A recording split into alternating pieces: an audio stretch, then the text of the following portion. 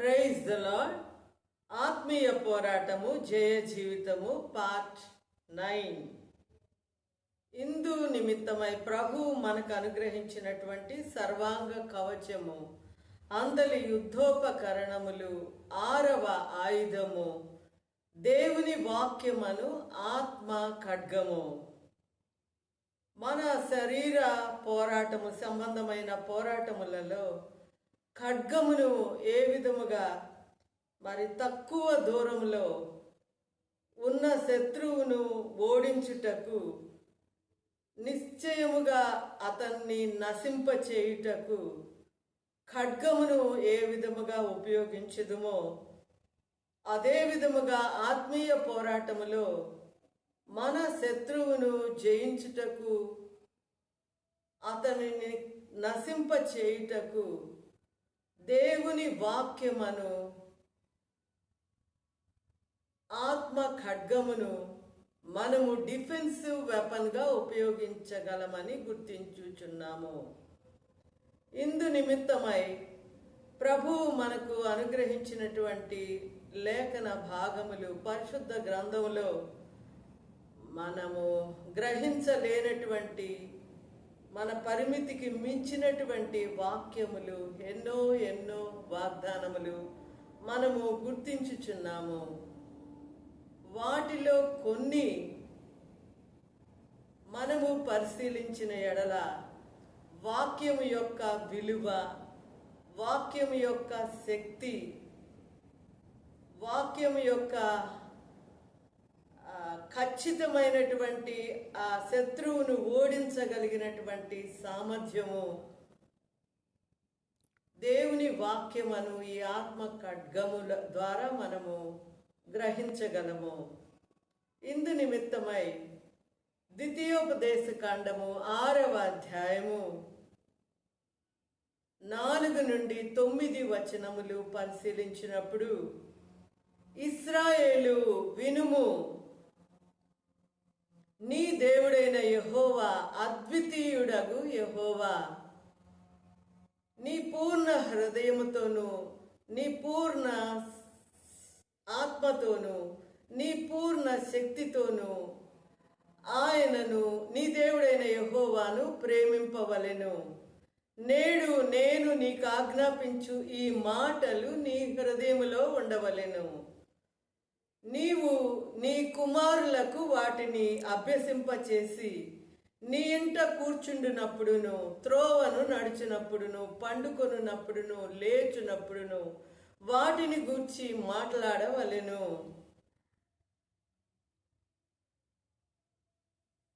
సూచనగా వాటిని నీ చేతికి కట్టుకొనవలెను. అవి నీ కన్నుల ఎదుట బాసికము వలె ఉండవలెను. నీ ఇంటి ద్వార బంధముల మీదను, నీ గౌనుల మీదను వాటిని వ్రాయవలెను. కీర్తనల గ్రంథం 119వ అధ్యాయము 9వ వచనము, యవనస్తులు దేని చేత తమ నడత శుద్ధిపరుచుకొందురు? నీ వాక్యమును బట్టి దాన్ని జాగ్రత్తగా చూచుకొనుట చేతనే కదా. కీర్తనల గ్రంథం 119వ అధ్యాయము 11వ వచనము, నీ ఎదుట నేను పాపము చేయకుండునట్లు నా హృదయములో నీ వాక్యము ఉంచుకొని ఉన్నాను. కీర్తనల గ్రంథం 119వ అధ్యాయము 101వ వచనము, నేను నీ వాక్యమును అనుసరించినట్లు దుష్ట మార్గములన్నిటిలో నుండి నా పాదములు తొలగించుకొనుచున్నాను. కీర్తనల గ్రంథం 119వ అధ్యాయము 103వ వచనము, నీ వాక్యములు నా జిహ్వకు ఎంతో మధురములు, అవి నా నోటికి తేనె కంటే ఎంతో తీపిగా ఉన్నవి.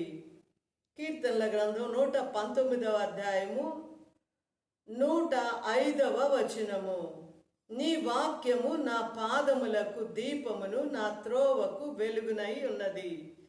కీర్తనల గ్రంథము 138వ అధ్యాయము 2వ వచనము, నీ నామమంతటి కంటే నీవిచ్చిన వాక్యమును నీవు గొప్ప చేసి ఉన్నావు.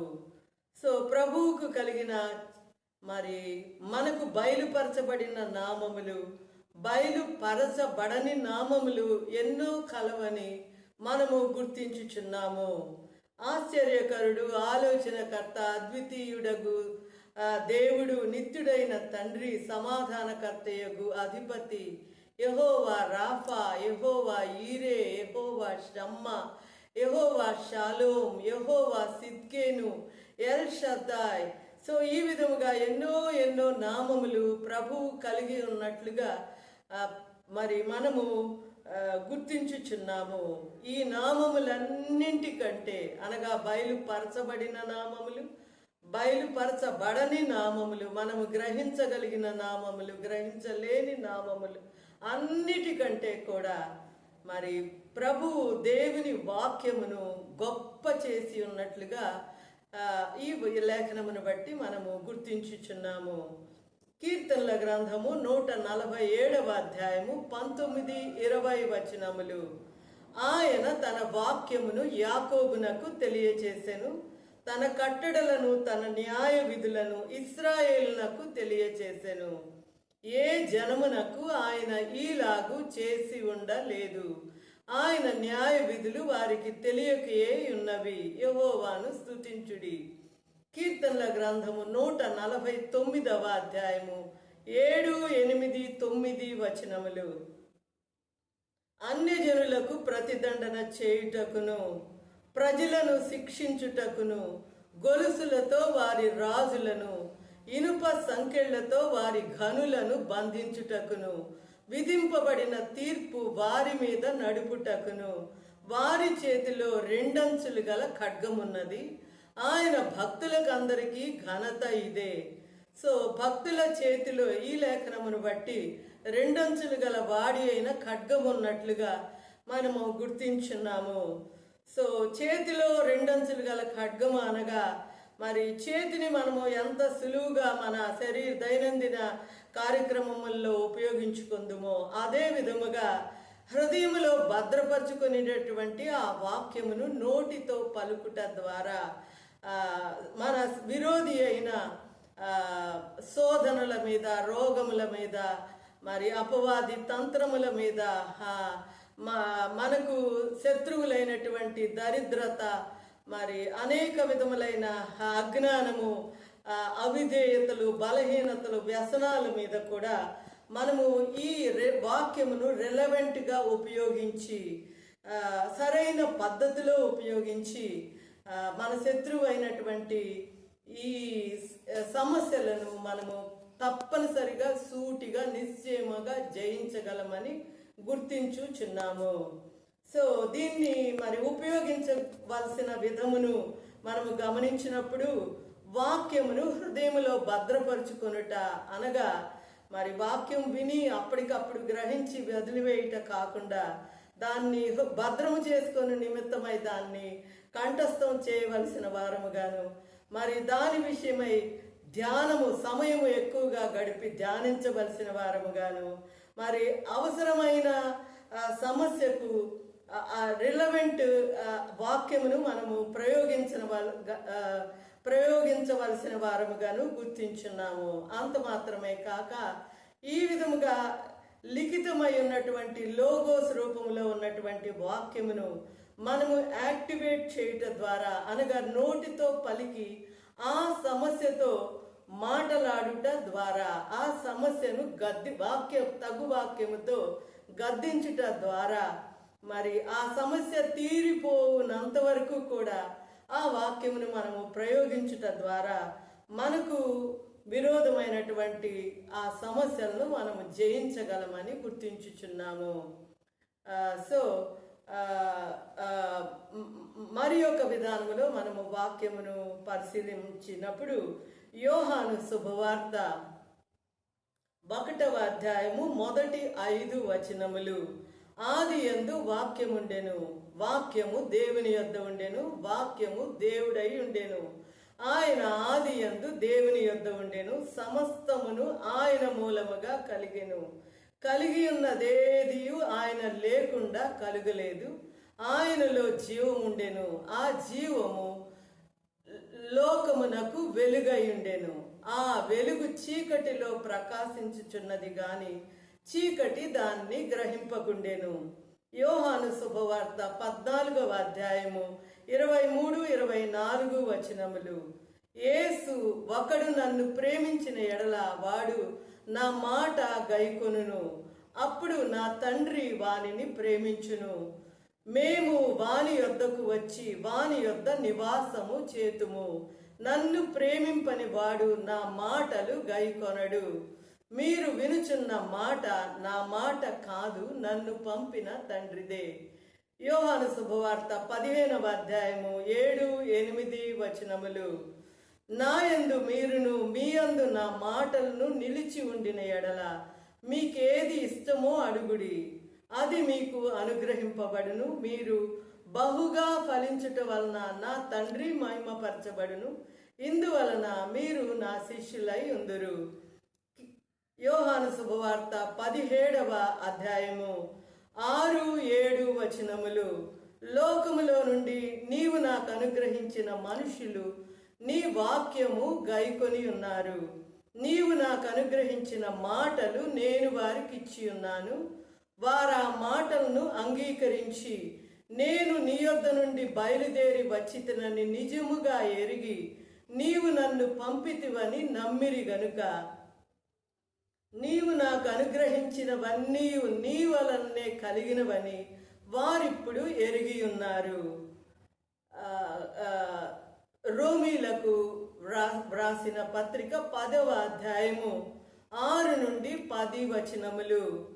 అయితే విశ్వాస మూలమగు నీతి ఈలాగు చెప్పుచున్నది, ఎవడు పరలోకములోనికి ఎక్కిపోవును అనగా క్రీస్తును క్రిందికి తెచ్చుటకు, లేక ఎవడు అగాధములోనికి దిగిపోవును అనగా క్రీస్తును మృతులలో నుండి పైకి తెచ్చుటకు అని నీ హృదయములో నీవు అనుకొనవద్దు.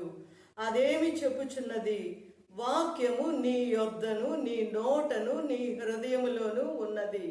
అది మేము ప్రకటించుచున్న విశ్వాస వాక్యమే. అదేమనగా, యేసు ప్రభు అని నీ నోటితో ఒప్పుకొని దేవుడు మృతులలో నుండి ఆయనను లేపినని నీ హృదయములో విశ్వసించిన ఎడల నీవు రక్షింపబడుదువు. ఏలయనగా నీతి కలుగునట్లు మనుష్యుడు హృదయములో విశ్వసించును, రక్షణ కలుగునట్లు నోటితో ఒప్పుకొనును. ప్రకటన గ్రంథం 19వ అధ్యాయము 13వ వచనము. దేవుని వాక్యము అను నామము ఆయనకు పెట్టబడి ఉన్నది. సో ఈ లేఖనములన్నిటినీ మనము మరి జాగ్రత్తగా పరిశీలించినప్పుడు వాక్యమునకు ఉన్నటువంటి విలువ, దాని యొక్క ఆవశ్యకత, దాని యొక్క శక్తిని, మరి దాని ద్వారా మనము జయ జీవితము కలిగి ఉండుటకు దాని యొక్క ప్రాముఖ్యతను మనము గుర్తించుచున్నాము. So if we are well versed with the word of God, so that it can be used as sword of God, so that we can overcome all kinds of troubles and the problems and the things that which are against us, so that we can overcome all kinds of such problems. So అది గుర్తెరిగిన వారమై, so వాక్యమును ఖడ్గము వలె మనము ఉపయోగించుటకు దానితో సన్నిహితమైన సంబంధము కలిగిన వారమై, అనగా మన సమయమును ఎంతవరకు మరి వాక్యముతో అది కంఠస్థం చేయుటలో, భద్రం చేసుకొనుటలో, మరి దానిని ఉపయోగించుటలో కావలసిన జ్ఞానము తెలివి పొందుటకు మనము ఇచ్చు ఇంపార్టెన్స్ని బట్టి మరి ఆ వాక్యమును ఖడ్గము మనము ధరించుకొని ఉండగలమనియు, ఆ విధముగా